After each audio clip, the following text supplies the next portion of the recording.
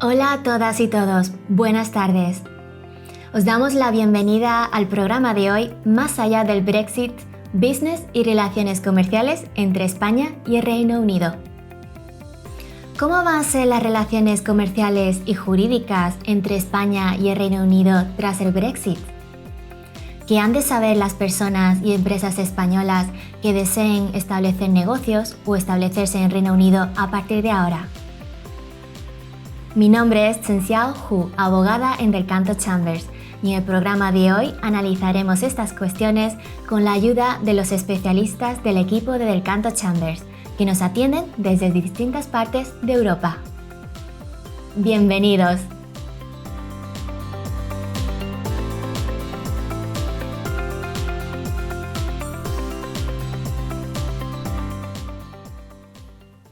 Os animo a que nos enviéis vuestras preguntas a través de nuestro email clerk@delcantochambers.com o a través de las redes sociales con el hashtag Más allá del Brexit.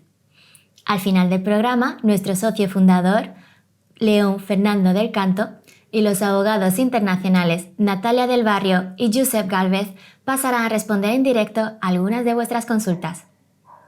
Saludamos a Xavier Nova, socio y director de Del Canto Chambers en España, que nos atiende desde su sede en Barcelona. Good afternoon, Xavi. Gracias, Chen Xiao, por tu presentación. Buenas tardes, buena tarde, good evening. Os hablo desde Barcelona. Del Canto Chambers es un bufete de abogados internacional que nosotros definimos como una firma boutique. Es una Chambers que ofrece servicios a distintos profesionales que son expertos en distintas especialidades y en distintas jurisdicciones. La sede principal está en el Reino Unido, en la ciudad de Londres, justo delante de la Corte Suprema de Londres, y tenemos oficinas de representación en Barcelona, Madrid, Jerez. Hemos abierto una oficina hace poco en Ibiza, hemos abierto otra en Cork, Irlanda, y tenemos una en Doha, Qatar. Ofrecemos servicios a empresas españolas que tienen intereses o negocios en el Reino Unido, en Irlanda o en Qatar, a clientes privados internacionales, muchos ingleses, con propiedades, intereses, negocios en España, y luego clientes del Golfo que tienen intereses o negocios o propiedades en España, Irlanda o el Reino Unido. Nuestra especialidad principal es en fiscalidad internacional y también en propiedad intelectual. Y contamos con un equipo de unas 22 personas, de los cuales 16 son abogados que están ubicados en distintos países. Tenemos en el Reino Unido varios, tenemos en España, tenemos en Irlanda, en Qatar y en Colombia. Y es un equipo que está formado por barristers, European lawyers, abogados que tienen doble titulación, magistrados y vicedecanos de universidad. En resumen, es un equipo multicultural y multidisciplinar que permite que podamos atender a clientes internacionales y podemos tener en cuenta pues, tanto su cultura como su religión, como su lenguaje, su género. Y el concepto de bufete boutique nos permite ofrecer soluciones integrales. Los profesionales seniors actúan directamente con el cliente como un asesor directo, como un consejero, como un consiglieri, y pueden tratar integralmente todos sus temas y expedientes. A continuación, para mí es un honor presentar a León Fernando del Canto, que nos va a introducir más el tema del seminario de hoy, más allá del Brexit. León Fernando del Canto es socio fundador de Del Canto Chambers, él es abogado internacional, fue el primer barrister español, luego es miembro del Honorable Society of Lincoln's Inn y Freeman de la ciudad de Londres. Y es un experto en fiscalidad internacional y propiedad intelectual. Él, en sus primeros años, pasó en el Reino Unido por Deloitte, KPMG, Grant Thornton, y luego desembarcó en Marbella, donde empezó trabajando y como socio en Carretero Abogados, y esto más tarde le llevó a que fundase su propia empresa en la zona de Marbella, Sotogrande, que luego expandió en Qatar, donde en Qatar luego estuvo 5 años trabajando para una empresa del gobierno y con su propia empresa. Tras 5 años en Qatar, al regresar, fundó Del Canto Chambers, tanto en España como en el Reino Unido, Y yo personalmente conozco a Fernando desde el año 89. Curiosamente coincidimos en India, en un lugar de yoga y de meditación. Coincidimos tomando unos cursos allí. Y a lo largo de los años nos hemos ido cruzando en distintas partes.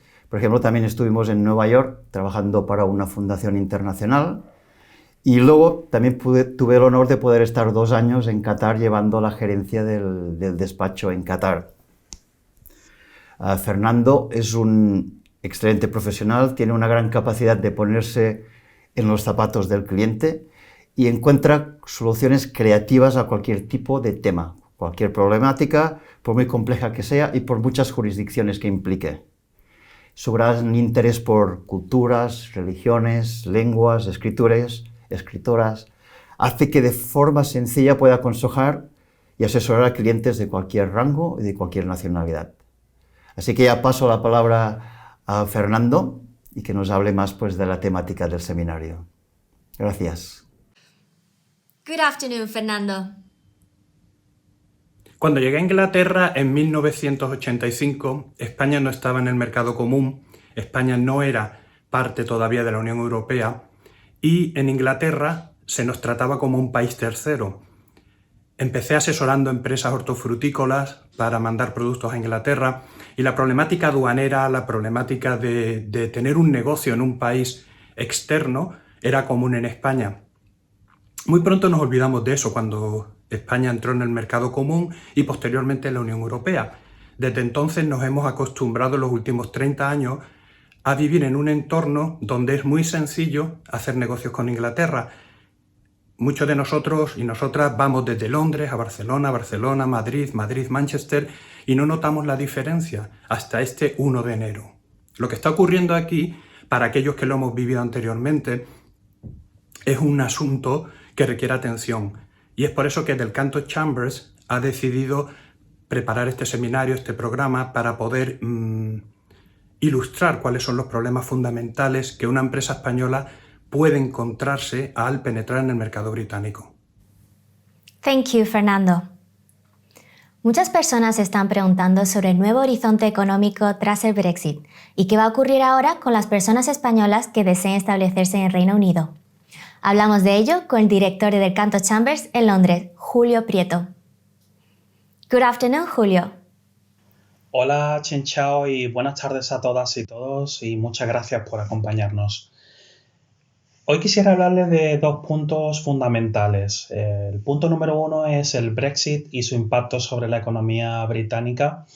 Y el punto número 2 es el impacto del Brexit sobre las personas. En relación al primer punto, el acuerdo económico y de cooperación alcanzado entre la Unión Europea y el Reino Unido cifra que el Brexit tendrá un impacto mucho menor que si no hubiéramos tenido un acuerdo. La Oficina de Responsabilidad Presupuestaria cifró este impacto económico en torno a un 4%. Por su parte, lo que es el Banco de Inglaterra cifró que la economía británica crecería en torno a 5,5 puntos para finales del 2021. El desempleo crecerá hasta el 8%, si bien recuperaremos los niveles prepandemias para finales de 2022 en torno a un 5%. La inflación se situará en torno a un 2%. El Brexit y su impacto sobre las personas. Como bien saben, la libre circulación de personas termina. A partir del 1 de enero de 2021, aquellos ciudadanos que quieran venir al Reino Unido a trabajar necesitarán un visado. Es un sistema de patrocinio por puntos para trabajadores cualificados. Aquellos ciudadanos europeos que hayan llegado antes del 31 de diciembre de 2020 no necesitarán este visado. Se podrán registrar en el sistema de estadía Settle o Pre-Settle Status antes del 30 de junio de 2021. Si bien hay excepciones. Si necesitan más información, estaré encantado de ayudarles. Muchas gracias. En materia de litigios internacionales, aquellas empresas que hayan obtenido recientemente resoluciones a sus disputas tenemos la siguiente pregunta. ¿Qué va a ocurrir con la competencia judicial y el reconocimiento y ejecución de sentencias entre el Reino Unido y España? Nos contesta desde Barcelona el abogado internacional y asesor de Delcanto Chambers, Josep Gálvez. Gracias, Chen Xiao, y buenas tardes a todos desde Barcelona. Lo cierto es que en materia de competencia judicial y reconocimiento y ejecución de sentencias hay bastantes cambios. Este es un sector especialmente sensible porque es lo que nos permite o nos permitía poder identificar con carácter previo cuáles iban a ser los juzgados o tribunales competentes a la hora de conocer un determinado pleito y sobre todo quién lo iba a ejecutar una sentencia que se hubiese obtenido en ese pleito. Esto, como digo, cambia radicalmente porque el régimen anterior que existía dentro de la Unión Europea y evidentemente cuando se encontraba dentro de la misma el Reino Unido se basaba, entre otros, en el reglamento 1215/2012, el reglamento Bruselas I bis. Como digo, esto cambia radicalmente porque a partir del 1 de enero de 2021 esto deja de ser así. Y ahora nos encontramos precisamente ante una situación de incertidumbre bastante acusada. Como digo, ya no se aplica ese reglamento y nos basaremos ante lo que pueda suceder en el futuro. Básicamente que el Reino Unido, en primer lugar, pueda acceder al Convenio de Lugano de 2007. El Convenio de Lugano básicamente es lo que nos permite obtener unos resultados semejantes, aunque no idénticos, al régimen anterior. Ese régimen anterior que había existido, que nos permitía solucionar muchos problemas preventivamente, es el que nos decía, por ejemplo, que un determinado tribunal iba a conocer y los otros que también podían conocer por otras reglas de derecho internacional privado de un determinado pleito se iban a abstener. ¿Esto para qué sirve? Esto sirve para que una empresa, por ejemplo, una empresa hortofructícola del sector español o, por ejemplo, que pueda vender bacon desde cualquier zona de España a Inglaterra, por ejemplo, en este sentido podían previamente identificar si sucedía cualquier tipo de problema, cuál iba a ser ese determinado juzgado o ese determinado tribunal que iba a conocer. Esto, como digo, cambia y tendremos que ver cómo se desarrolla en el futuro esa relación entre el Reino Unido y la Unión Europea para que se pueda identificar sobre todo la entrada del Reino Unido en ese convenio de Lugano. En el mismo sentido, desde el 1 de enero de 2021, sí es cierto que el Reino Unido ha entrado por derecho propio en la Convención de La Haya en cuanto al reconocimiento de ese tribunal competente. No obstante, son soluciones o parches que de alguna manera tienen que venir de aquellos acuerdos que en esta materia se puedan alcanzar. El segundo gran bloque es precisamente el reconocimiento y ejecución de sentencias. La ejecución y el reconocimiento de sentencias, también el convenio que teníamos antes era el reglamento 1215/2012, que nos permitía un reconocimiento no automático, pero mucho mejor que el tradicional exequatur o los sistemas de reconocimiento. Entonces, nuevamente, ¿esto para qué sirve para una empresa o para cualquier tipo de relación contractual que pueda existir? Pues esencialmente sirve para que aquella sentencia se pueda ejecutar en otro país, y esto es importante para simplemente trasladar lo que es una sentencia judicial a dinero, esencialmente. Como digo, ese régimen ha desaparecido, tendremos nuevamente que esperar cómo se desarrollan esas relaciones entre el Reino Unido y el Reino de España y evidentemente la Unión Europea para poder identificar cuál va a ser el régimen a partir de ahora. En cualquier caso, como siempre, tendremos que aconsejar que los contratos que puedan haberse establecido sean revisados, los que se tengan que celebrar a continuación intervenga evidentemente un abogado en previsión de lo que pueda suceder en el futuro. Muchas gracias, Josep, por tu aportación. Pasamos a materia de protección de datos.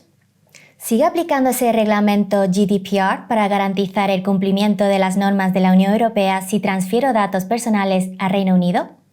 El pasado mes de diciembre de 2020 se alcanzó un acuerdo entre el Reino Unido y la Unión Europea. Estas son buenas noticias porque ahora contamos con un margen de 6 meses en el que seguirá habiendo un flujo de datos personales sin restricciones.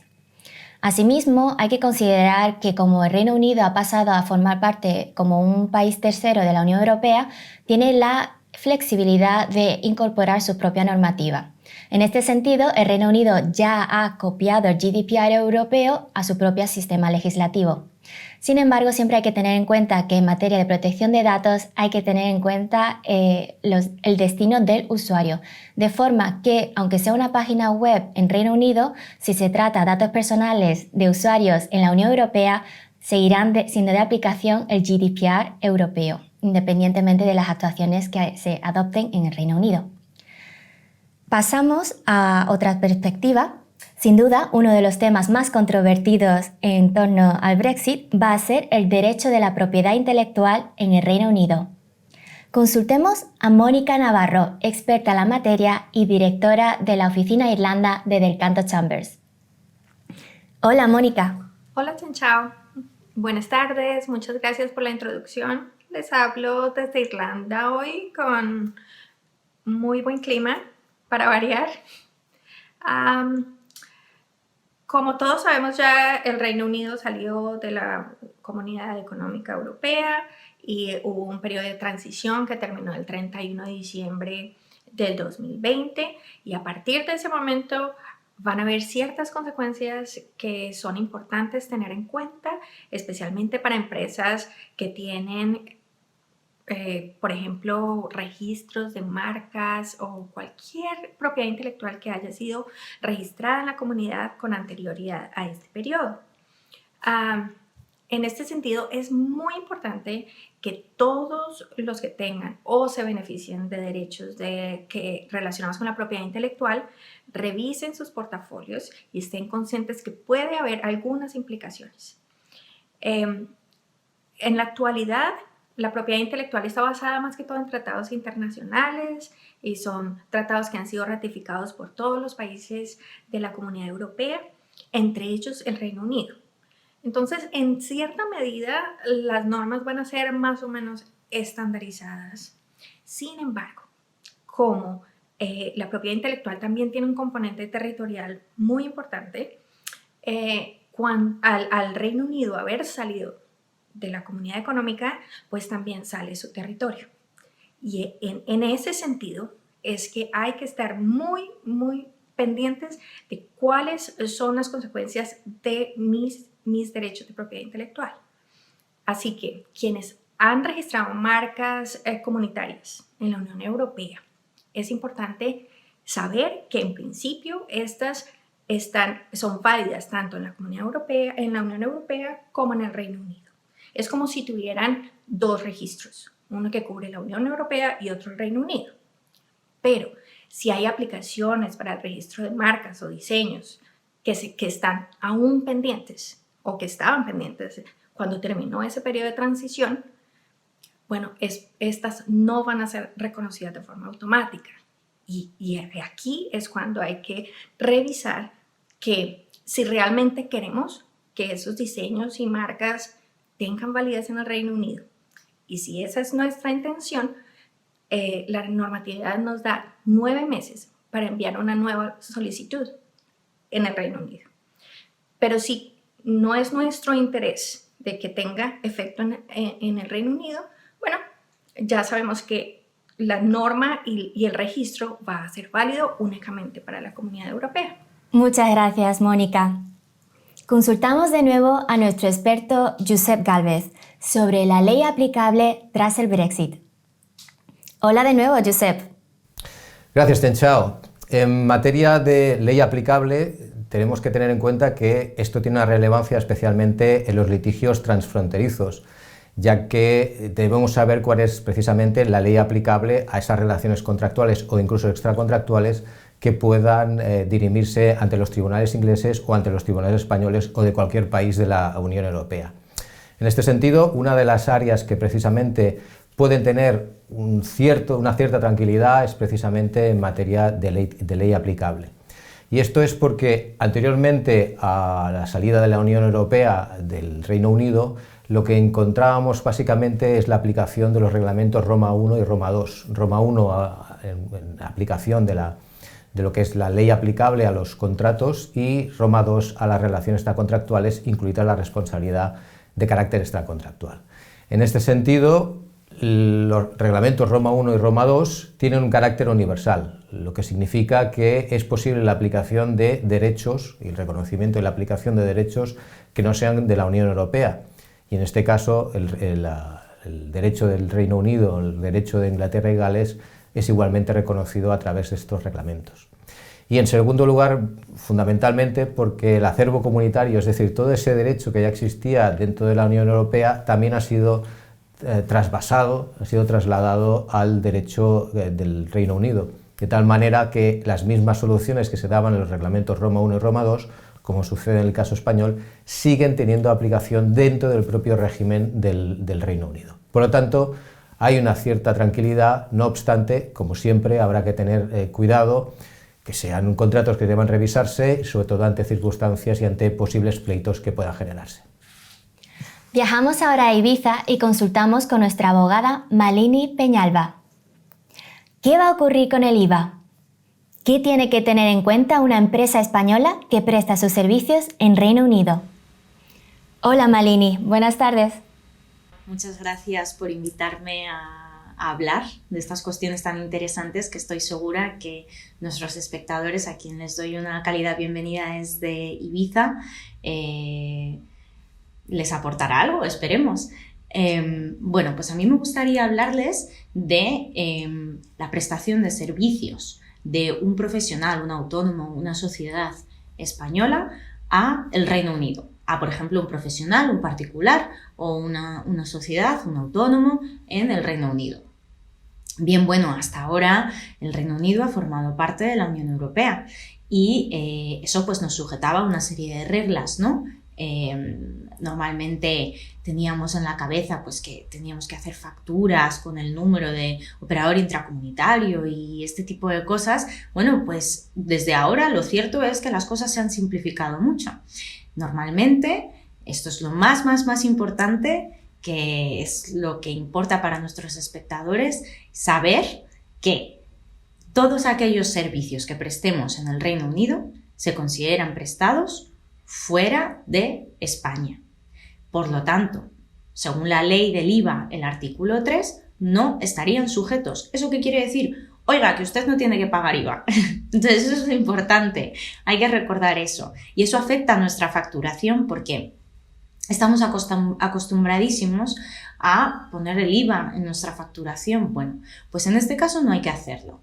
No necesitamos poner el IVA en nuestra facturación. Es decir, lo que estamos realmente devengando como ingreso es el bruto, el precio del servicio tal cual.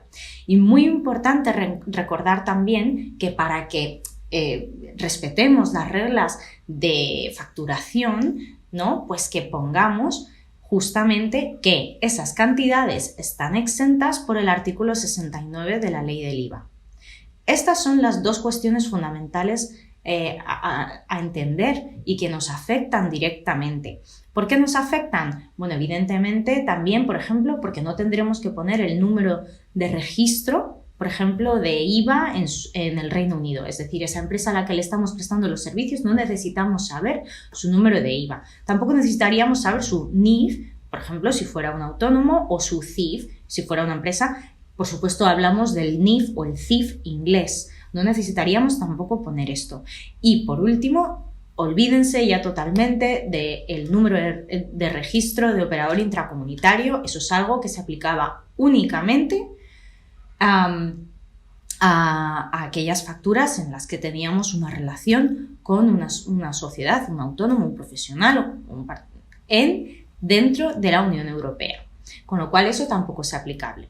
Y por último, muy breve, recordar, ustedes en este caso pues no tendrían que aplicar ningún tipo de IVA en sus modelos de declaraciones 303 o 390, sin embargo, por supuesto, sí que tendrían que seguir incluyendo estos ingresos, por supuesto, en sus modelos de IRPF o impuesto de sociedades, si es el caso.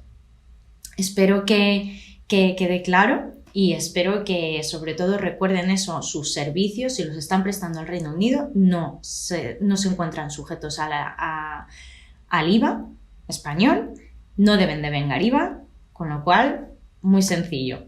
Bueno, pues muchísimas gracias y muchas gracias, Shen Xiao, también a ti, y que tengan buena tarde. Muchas gracias, Malini. Conectamos de nuevo con León Fernando del Canto y Josep Calvet, y la abogada internacional Natalia del Barrio, quienes pasarán a responder algunas de vuestras preguntas. Buenas tardes de nuevo a todos. Hola Natalia, bienvenida. Muy buenas tardes de nuevo y un placer estar aquí rodeado de estos grandes compañeros y compañeras y dispuestos a responder a las preguntas que podáis hacer. Hola Chen Xiao y buenas tardes a todos de nuevo desde Barcelona. Bueno, antes de nada, buenas tardes Chen Xiao, buenas tardes a todos. Gracias por estar en el programa y es para mí un auténtico placer pues, poder acompañaros. Os traslado algunas de las preguntas que nos habéis transmitido. ¿Pueden hacer algo las empresas o instituciones para mejorar los intercambios comerciales entre España y el Reino Unido?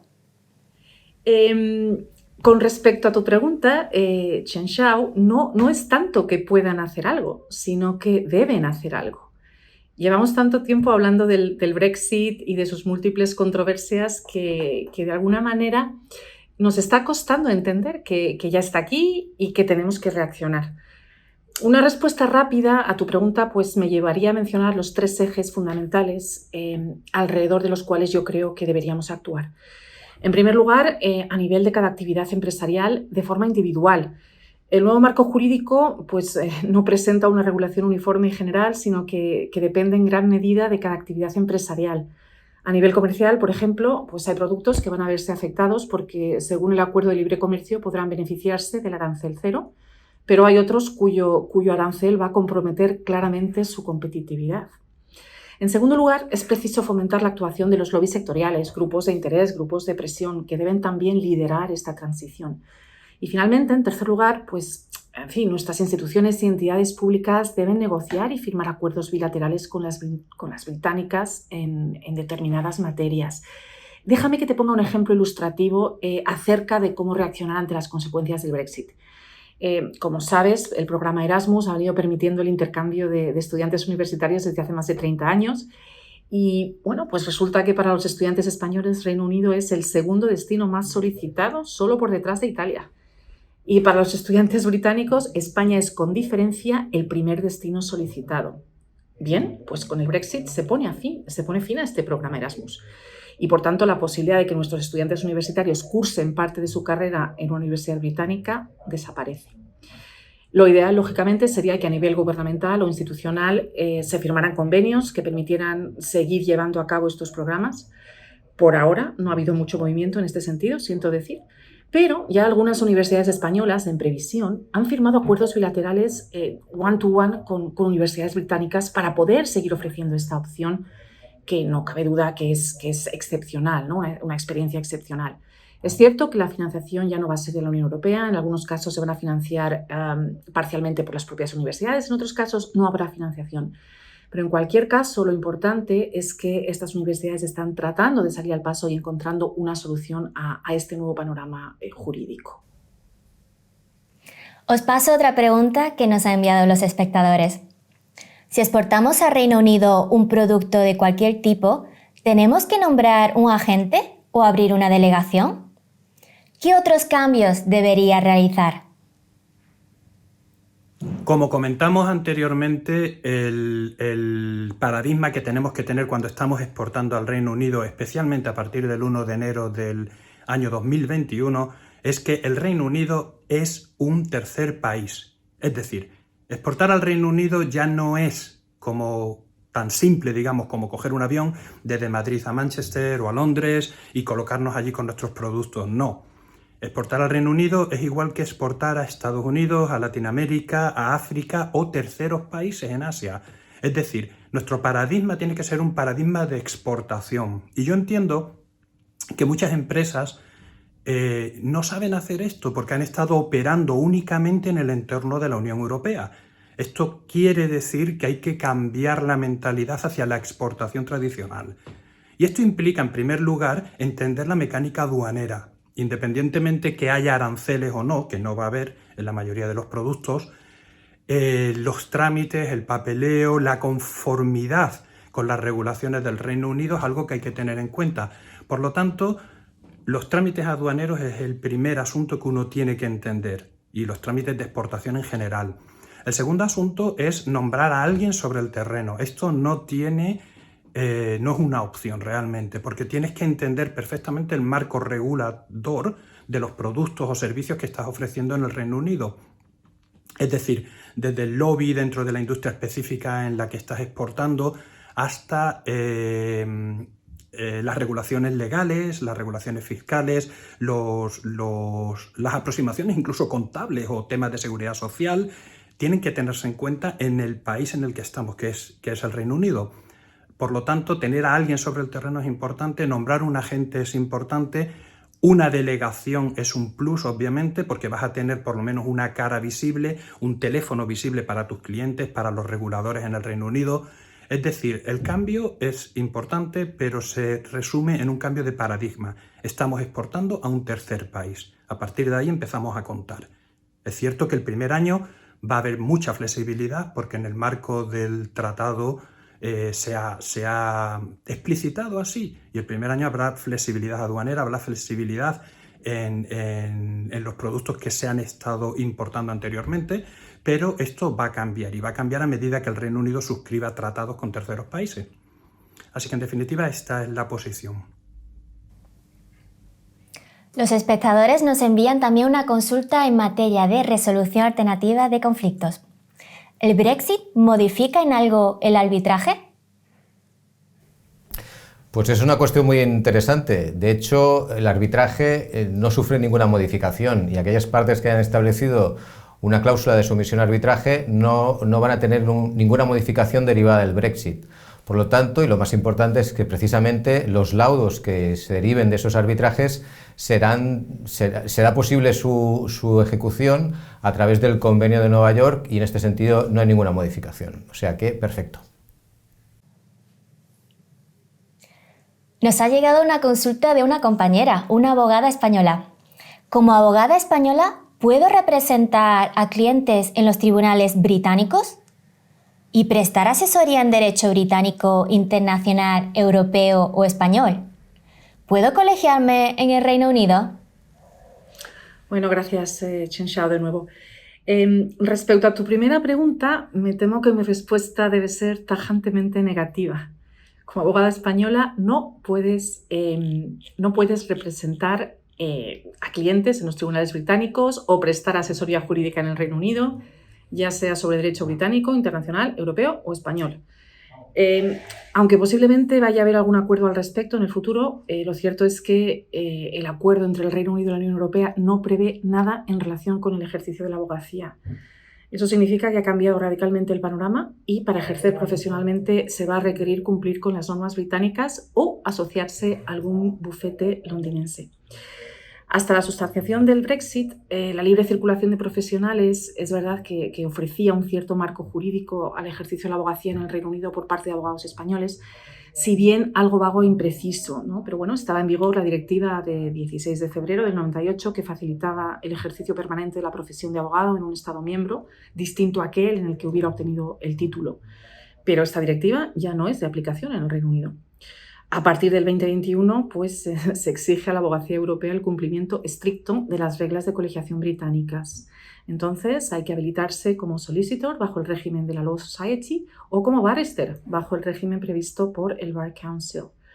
Ni el abogado ni el bufete europeo van a poder obviar el cumplimiento de la norma nacional en aspectos además tan variopintos como la dirección del bufete, la administración de expedientes, la fiscalidad, seguros profesionales, implementación de políticas y procedimientos, en fin, y un largo etcétera. Tampoco podrán seguir anunciándose como abogados británicos o londinenses.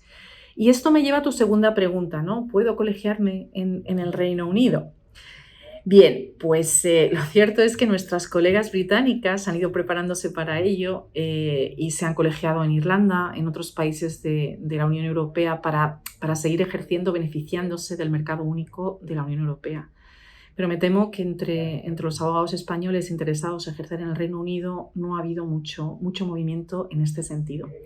Pero por ir a tu pregunta de forma más concreta, para colegiarse en el Reino Unido hay una primera opción que es registrarse bajo el régimen de los Registered Foreign Lawyers o los Registered European Lawyers.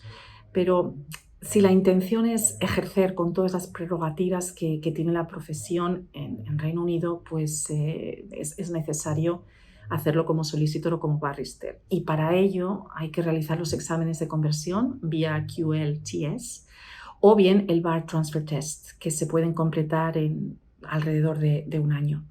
Y luego hay otra opción para quienes aún no ejercen, y es la de completar el curso conocido como GDL, que convierte en un año más o menos el título de grado de Derecho en el equivalente al británico, un LLB. Y a partir de ahí, bueno, pues realizar los exámenes profesionales para ejercer bien como barrister o como solicitor, más el año preceptivo de pasantía. De cualquier forma, lo que hay que tener muy en cuenta es que sea cual sea la fórmula elegida, la práctica letrada en el Reino Unido debe cumplir estrictamente las regulaciones profesionales con un nivel mucho más estricto que en España. Y de ahí la importancia de asociarse con algún despacho o chamber británico para asegurar su cumplimiento. Nos ha llegado otra consulta de los espectadores. Viene de una empresa internacional. Su pregunta es: tenemos una filial o delegación en el Reino Unido. ¿Tendríamos que revisar la estructura societaria, contable o fiscal? Obviamente la respuesta será diferente si nos referimos a una filial o una delegación. Una filial es una empresa cuyo accionariado está ostentado por la empresa española. Una delegación sería como un establecimiento permanente o simplemente un espacio comercial abierto al público o a la venta dentro del Reino Unido. Habría que considerar qué es más conveniente, si la filial o la delegación, que generalmente es algo que ya se ha debido hacer antes de llegar a esta situación, pero es bueno revisarlo. El marco fiscal no cambia fundamentalmente. Seguimos sometidos al Tratado de Doble Imposición entre España y el Reino Unido. Hay obviamente regulaciones europeas que afectan a la fiscalidad y a la libre circulación y en los que no me voy a repetir, que obviamente ya no se aplicarán a partir del 1 de enero del 2021. Pero teniendo en consideración esto, sí sería conveniente revisar la estructura societaria y sobre todo la gobernabilidad de esa filial en el Reino Unido y el cumplimiento con la diferente normativa aplicable, ya sea normativa de consumo, lavado de dinero, protección de datos, propiedad intelectual. Es decir, el Reino Unido va a legislar independientemente en todas estas materias, y aunque en principio no se vaya a separar mucho de la Unión Europea, no podemos asumir que esto vaya a seguir siendo así. Con lo cual es importante revisar, es importante repensar la estructura con la que estamos operando, si es una filial, si es una delegación, cuál es la estructura societaria, cuál es el régimen fiscal en el que estamos operando, cuáles las regulaciones contables que deberíamos de aplicar, y todo esto debe de hacerse independientemente que lo hayamos hecho hace un año o 2 años en el escenario pre-Brexit. Esta es la recomendación. Os paso otra pregunta de los espectadores. Después del Brexit, en caso de incumplimiento de un contrato, ¿qué es lo primero que se debe hacer? Pues ante la posibilidad de incumplimiento, lo primero que podemos aconsejar es sobre todo ir al contrato, revisar las cláusulas y ver en primer lugar si existe una sumisión a algún tipo de tribunal, ya sea en el Reino Unido o en España. Sobre todo porque tanto la jurisdicción española como la jurisdicción del Reino Unido, especialmente la de Inglaterra y Gales, son muy respetuosas con los acuerdos de las partes, y entre los cuales evidentemente está que las partes hayan elegido un determinado órgano judicial, una determinada jurisdicción. En el caso de que no exista, ya entramos en el ámbito de la incertidumbre. Tendremos que revisar exactamente si existe la posibilidad, por ejemplo, de acudir a los foros ya tradicionales, por ejemplo, el foro del demandado. En el caso de que, por ejemplo, demandáramos al Reino Unido, a la empresa del Reino Unido, tendríamos que ver dónde está localizada y encontrar precisamente el órgano jurisdiccional que pudiera ser competente para conocer de ese pleito. En cualquier caso, siempre recomendar la revisión por algún abogado, por algún especialista en derecho. Muchísimas gracias a los tres por todas vuestras aportaciones. Vamos a cerrar la ronda de preguntas y me gustaría pediros que realizarais unas breves conclusiones, así como unas proyecciones futuras sobre el Brexit. Gracias. Bien, pues a modo de conclusión, yo quisiera reforzar algunas de las ideas que ya se han transmitido anteriormente, pero que realmente considero que son un poco la clave de esta situación en la que nos encontramos. La primera de estas ideas sería que es preciso reaccionar pronto, ya no para crecer, sino simplemente para sobrevivir frente a los cambios que va a suponer el Brexit en el plano jurídico. Y la segunda idea es que pues se ha acabado la forma de ejercer la abogacía en el Reino Unido con la libertad de la que nos veníamos beneficiando hasta ahora. De forma que a partir de este momento es preciso, es inevitable pues, recurrir a abogados, recurrir a bufetes que pueden ejercer desde ya en el Reino Unido conforme a la norma nacional. Y ese va a ser ya no el camino, el mejor camino o el más óptimo, sino el único camino para poder desenvolvernos en el plano jurídico en el Reino Unido a partir de ahora. Pues a modo de conclusión, un poco más se puede añadir. Básicamente que estamos expectantes a lo que pueda suceder, sobre todo esos acuerdos entre el Reino Unido y la Unión Europea y, en su caso, la aplicación de alguno de los convenios en los cuales, sobre todo, el Reino Unido pueda entrar, especialmente el de Lugano. Todo esto, evidentemente, en sede de litigación y arbitraje. Y, como digo, siempre se tendrá que tener en cuenta cuál va a ser la evolución. Por lo tanto, de momento, incertidumbre y, en cualquier caso, también recomendar, si es posible, la sumisión al arbitraje como un buen medio de evitar sorpresas en el futuro. Obviamente, el escenario ha cambiado. Esto es un hecho, como hemos dejado de manifiesto durante este programa y como todo el mundo sabe, no venimos a decir nada nuevo. Hay que pensar que las relaciones entre España y el Reino Unido no se reducen a los 30 años que hemos sido socios de la Unión Europea, aunque han sido 30 años muy fructíferos y de un gran intercambio comercial.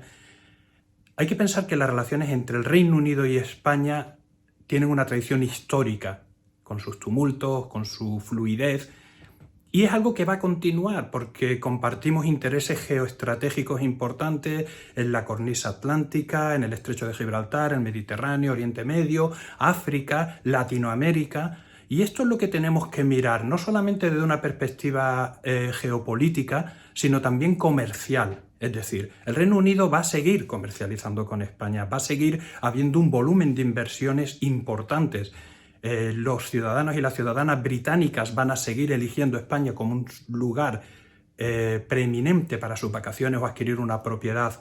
Y muchos españoles y españolas seguiremos viniendo al Reino Unido para trabajar, para hacer negocios, con lo cual esto va a continuar. Es importante simplemente que estemos muy presentes, que sepamos muy bien qué está pasando en el Reino Unido y con esta idea en mente sigamos haciendo lo mismo e incrementando nuestra relación. Quisiera dar las gracias a todos los participantes y las participantes en este programa y al equipo de Del Canto Chambers por sus excelentes respuestas e intervenciones en los diferentes temas del Brexit. Gracias a todos y a todas. Muchas gracias a todas y todos por vuestras contribuciones. Muchísimas gracias también a todos los asistentes del programa de hoy. Esperamos que hayamos resuelto algunas de vuestras dudas y por si queréis mandarnos vuestras consultas vía email, podéis contactarnos a través de clerk@delcantochambers.com o a través de nuestra website delcantochambers.com. Quedamos a vuestra plena disposición en materia legal y fiscal internacional. Muchas gracias y hasta la próxima.